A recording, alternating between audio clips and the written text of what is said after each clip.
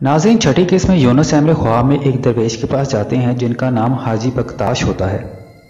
Yunus Emre इनसे कहते हैं, अगर आप कबूल फरमा लें तो आपके लिए एक हदिया लाया हूँ। इस पर हाजी बख्ताश इस्माइल को कहते हैं, मेहमान से हदिया ले लो और तकसीम कर दो। हाजी बख्ताश यूनुस एमरे से आने का सबब पूछते हैं और यूनुस एमरे कहते हैं, खुश्क साली की वजह से हर जगह कहत पड़ गया है, ज़मीन सूख गई है, मेरे गाँव में ना रोटी के लिए आटा है और ना आटे के लिए गंदम बची है।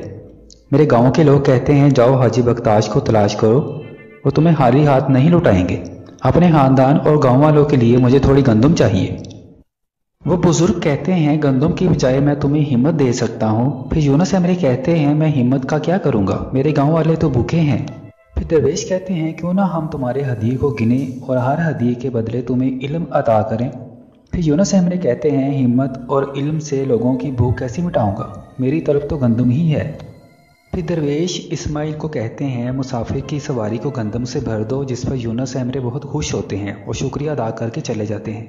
नाज़रीन, यूनुस एमरे दोबारा ख्वाब में देखते हैं कि वो इन्हीं दरवेश के पास मौजूद हैं जिनसे गंदम ली थी।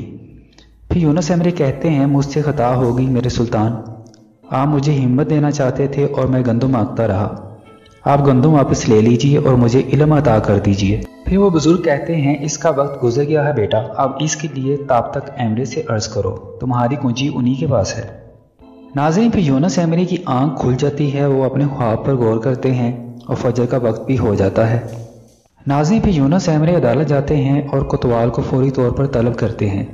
फिर कागज़ पर अपना इस्तीफ़ा तहरीर करते हैं, क्योंकि यूनुस एमरे ने फैसला कर लिया था कि अब वो काजी का मनसब अपने पास नहीं रखेंगे। और फिर इस्तीफ़ा कोतवाल के हवाले कर देते हैं और कहते हैं, मैं इस्तीफ़ा दे रहा हूँ, अपना हक मुझे हलाल कर देना। फिर वहाँ से चले जाते हैं। यूनुस एमरे रास्ते में एक जगह वज़ू करते हैं और दरवेश की खानकाह में जाते हैं, जहाँ दरवेश से इजाज़त लेने के बाद वहाँ बैठ जाते हैं। फिर दरवेश कहते हैं, गंदम मांगो तो गंदम मिलती है, इल्म मांगो तो इल्म मिलता है, तुमने जो तलब किया वो तुम्हें हाजी बख्ताश ने दे दिया। जिस पर यूनुस एमरे बहुत हैरान होते हैं कि मैंने अभी अपना ख्वाब शेख को सुनाया भी नहीं है और शेख ने खुद ही बता दिया। फिर यूनुस एमरे कहते हैं, आप मुझे बैत कर लीजिए, मैं आपका दरवेश बनना चाहता हूँ। शेख कहते हैं, इसके कुछ अदाब और असूल होते हैं।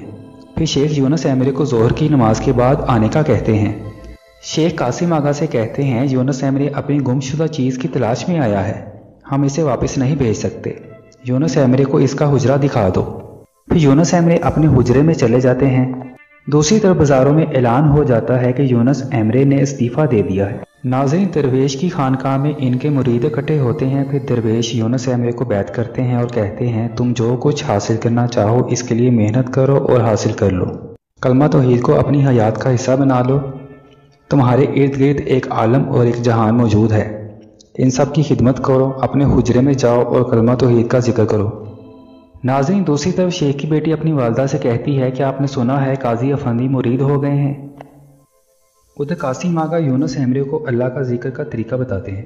नाज़रीन, दूसरी तरफ शेख लंगर खाने जाते हैं और यूनुस एमरे भी वहीं आ जाते हैं।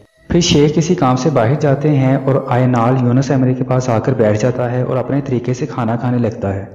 फिर यूनुस एमरे आयनाल के खाने के तरीके को नापसंद करते हैं और उठकर चले जाते हैं। उधर शेख की बेटी अपनी वालदा से कहती है, मैंने हमेशा शेख को पीर और जुमेरात को रोज़ा रखते देखा है। दूसरी तरफ यूनुस एमरे खानकाह में एक जगह बैठे होते हैं कि शेख आ जाते हैं और कहते हैं, यूनुस, अगर तुम खिदमत करके कुछ हासिल करना चाहते हो तो मैं तुम्हें एक अहम काम सौंप रहा हूँ। अब तुम दरगाह की सफाई का ख़ास ख्याल रखोगे, रोज़ाना बाग, हुजरे, बरामदे सब कुछ साफ़ करना, बैतुल खला की सफाई सबसे अहम है और आयनाल के हुजरे से शुरू करना। फिर यूनुस एमरे आयनाल के हुजरे में सफाई करने जाते हैं, जहाँ चीज़ें बिखरी होती हैं, मट्टी होती है। फिर यूनुस एमरे एक जगह बैठ जाते हैं और इस किस्से का इख्तिताम हो जाता है।